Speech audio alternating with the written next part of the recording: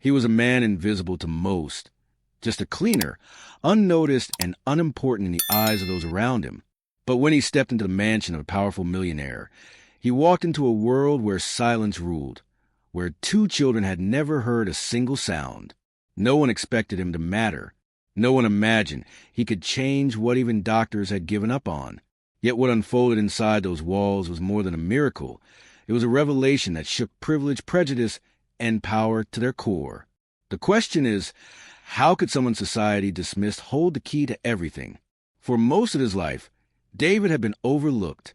He was a black man working as a cleaner, moving quietly through homes and offices, wiping away the dust of lives far wealthier than his own. He didn't complain. He carried his worn-out bag, his calloused hands proof of years of labor that no one celebrated. Each morning, he rose before dawn, not for glory or recognition, but for survival. His pay barely covered rent, but it kept food on the table. That was enough, or at least it had to be. People barely noticed him. To most, he was just the cleaner. But inside, David carried a strength and a quiet dignity that no paycheck could measure. He had seen struggle. He had faced the weight of prejudice.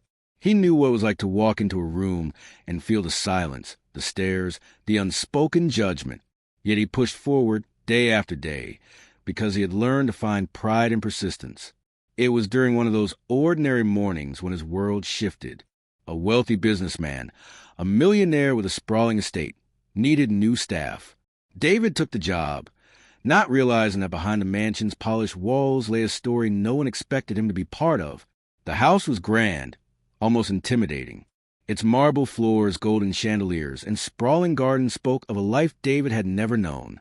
But within those walls, there was a silence far deeper than wealth could cover. The millionaire's twins, two young children, had been born deaf. Doctors had offered little hope, and over time, the family grew used to a quiet that most could not imagine. David was just there to clean. That was all. But as he stepped into that house for the first time, he felt something, an invisible weight, a sense that his presence would matter in ways he could not yet understand. What no one could predict was how this ordinary man, dismissed by society, would soon uncover a moment that would not only change the lives of those children, but would also reveal the deep, unspoken truths about race, privilege, and the power of humanity. David's first days inside the mansion were quiet, almost eerily so. The children, twins no older than 6, moved about with hesitant steps, their eyes darting constantly to their father for cues. They never spoke. They never laughed. Only silence followed them, like a shadow stitched to their small frames. David noticed, but he did not pry. He had been hired to clean, nothing more.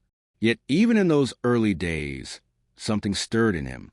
He watched the twins, their innocent faces locked in a world of soundless isolation, and his heart ached. He thought about his own childhood, about how his voice had once been dismissed, not because he could not speak, but because of the color of his skin. That silence, the silence of being ignored, unseen, was something he knew too well. But while David carried quiet compassion, the rest of the house did not. The other staff moved with cold precision, never bothering to look David in the eye. Some whispered when he walked by. He was different, and difference was enough to make him a target. One afternoon, as he polished the staircase railing, he overheard two maids muttering. "Why would the boss hire him?" one hissed. "You know why," the other answered bitterly. "Cheap labor. That's all he's good for." David didn't respond. He had grown accustomed to such words. But here, in this place where wealth dripped from every corner, the sting was sharper. He was surrounded by chandeliers and marble, yet treated as if he carried dirt no soap could ever wash away. Still, he stayed. He needed the work. And more importantly, there was something about those twins that drew him in, something that made him push through the disdain of his co-workers. One evening, as he swept the grand hall, he noticed the children sitting cross-legged on the floor, attempting to mimic gestures they had seen in a book. Their small hands moved awkwardly, forming broken signs in the air. Their father passed by without stopping, too absorbed in a phone call to notice. David hesitated, then slowly crouched beside them, his broom resting against the wall. He reached into his bag and pulled out an old notepad, the pages filled with scribbles and words. Years ago, David had taught himself basic sign language while volunteering at a community center. It had been a small effort, a way to connect with children who, like him, often felt unseen. Now, those forgotten lessons stirred inside him like a long dormant flame. The twins looked at him curiously as he signed a simple word, "Hello." Their eyes widened. Then, almost in unison, they tried to mirror his hands. Their movements were clumsy, but their faces lit up with a joy he had not yet seen. For the first time, David saw them smile. That night, as he walked home under the weight of exhaustion, he thought about the moment again and again. The children had reached for him, desperate to connect, and he had given them a bridge, even if just a fragile one. But deep down, he knew this small connection would not be welcomed by everyone. His fears proved right. The next morning, as he signed another word for the twins in the garden, one of the senior staff members noticed. Her lips curled into a sneer. Within hours, David was summoned to the study. The millionaire sat behind his desk, his sharp eyes fixed on him. "I hired you to clean, not to distract my children," the man said firmly. "Do your work. Leave their care professionals." David nodded, apologizing softly, though a storm brewed inside him. He wanted to say the truth, that the so-called professionals had already given up on those children, that the silence in their lives was not just about hearing, but about neglect. But he swallowed his words. He could not afford to lose this job. From then on, he kept his distance in public. Yet the twins sought him out.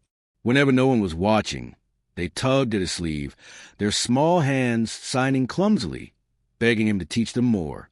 And he did, quietly, carefully, knowing that every stolen moment carried a risk. The more he taught, the more alive the twins became. They began to express emotions, joy, sadness, curiosity, in ways they never had before. Their world was expanding, and David could see it in their glowing eyes. But the mansion's walls were not built for change, and soon others began to notice. Whispers turned into suspicion. One afternoon, as David left the mansion, he found his locker broken in two. His bag was spilled across the floor, his notepad torn in half. On the wall, scrawled in black marker, were the words, "Know your place." David froze, his throat tightening. The message was clear. He was not welcome. For a moment, he considered leaving. Walking away would mean safety, a return to obscurity.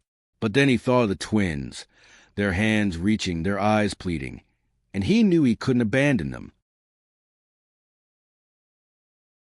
So he stayed, and with each day, the tension grew. Staff members watched him closely, waiting for him to slip. The millionaire's gaze grew colder, his warning sharper. Yet despite the mounting pressure, David continued in secret, driven not by duty, but by something deeper, a belief that no child should live unseen, unheard, forgotten. But what David could not know was that his quiet defiance was leading to something larger, something far more dangerous than he imagined. His bond with the twins was about to collide with the walls of privilege and prejudice surrounding that mansion. And when it did, the silence that had once defined those children's lives would no longer be the only silence broken. Because in a house where wealth silenced compassion, David's presence was becoming too loud to ignore. The storm came on a night when the mansion seemed too quiet, the kind of silence that makes the air feel heavy. David had finished his work for the evening and was heading out when he heard it, a soft crash from the study. At first, he thought it was nothing, but then came the muffled cries. He followed the sound and found the twins crouched by the overturned lamp, their little hands flailing as they tried desperately to sign, to explain themselves. Their father stormed in moments later, his face twisted with anger. The sight of the broken lamp sent him into a rage, his voice sharp, his accusations louder than the children could ever hear. He waved his arms, shouting words they could not understand, punishing them with a silence they already lived in. The twins shrank back, their eyes wide with fear. David couldn't stand by. He stepped forward, hands raised, and began signing slowly, clearly, showing the children words to calm them. "It's okay. You are safe." The twins clung to his presence, their small fingers echoing his movements. But then the father turned on him. "What are you doing?" The man thundered, his voice like thunder against marble walls.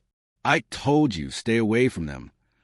David tried to explain, tried to show that the children were learning, that this was their voice. But the millionaire's face darkened with something more than anger. It was fear wrapped in pride, the kind that refuses to admit that someone like David, someone beneath him, could offer what all his wealth could not. "You think you know better than me? You? A cleaner?" His words cut deeper than any blade. David's heart pounded, but he did not back down. He signed another word, love, guiding the children's hands. Their faces lit up, as if for the first time they truly understood something the world had been hiding from them. The room froze. The father's anger collided with the undeniable proof in front of him, his children communicating, their silence breaking. But instead of gratitude, he lashed out. He grabbed David's notepad, the one filled with signs and lessons, and tore it apart in front of the twins. Pages scattered like fallen leaves, and with each rip, David felt years of quiet resilience being shredded. The children cried, reaching for the torn paper, their small hands trembling. And in that moment, David realized the truth. This wasn't just about their deafness. It was about power, about control, about a world where people like him were expected to stay invisible, even when they held a light that could shatter the darkness.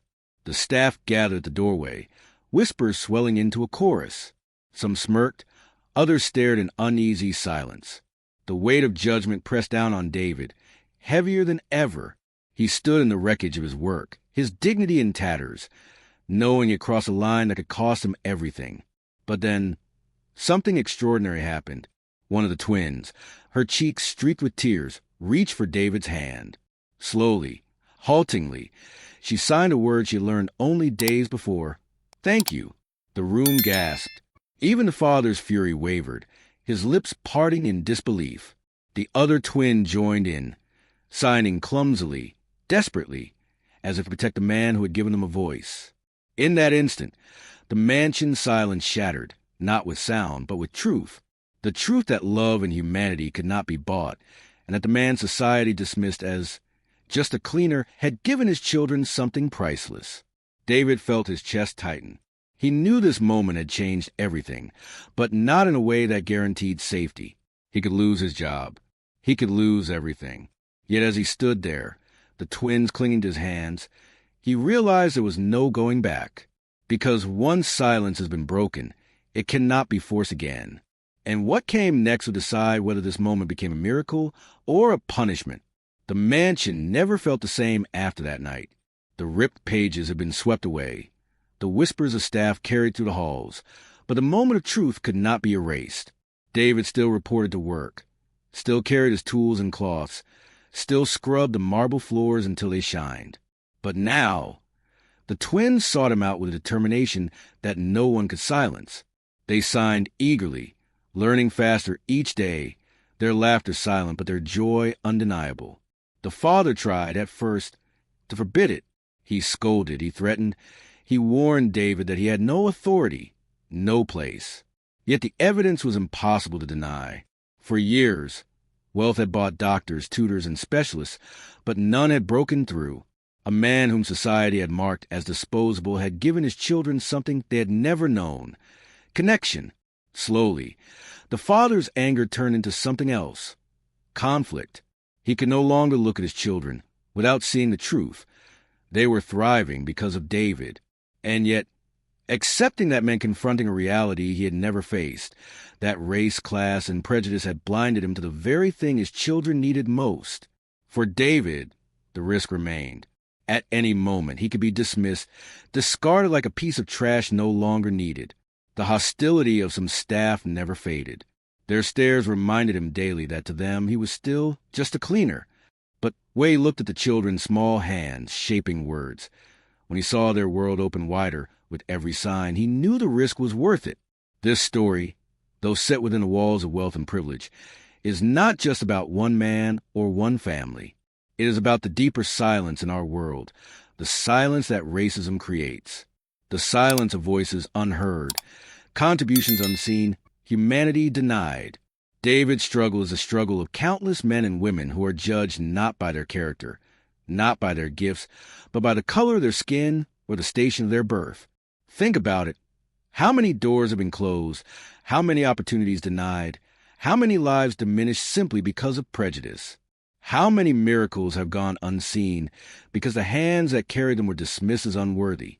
The millionaire's twins may have been born without hearing, but it was society's prejudice that tried to keep them and David in silence. And yet it was through that very silence that truth emerged. Every human being has the power to change lives, no matter their status, no matter the labels placed upon them. In the end, David did not become wealthy. He did not suddenly rise to fame or fortune, but he left behind something far greater. Those twins would grow up remembering the man who gave them their first true words. They would remember not the chandeliers or the marble floors, but the cleaner who saw them, who refused to let their silence be the final story. And for us, the viewers, the lesson is just as powerful. Racism is not always loud. It does not always march through the streets with signs or scream insults in the open. Sometimes it is quiet.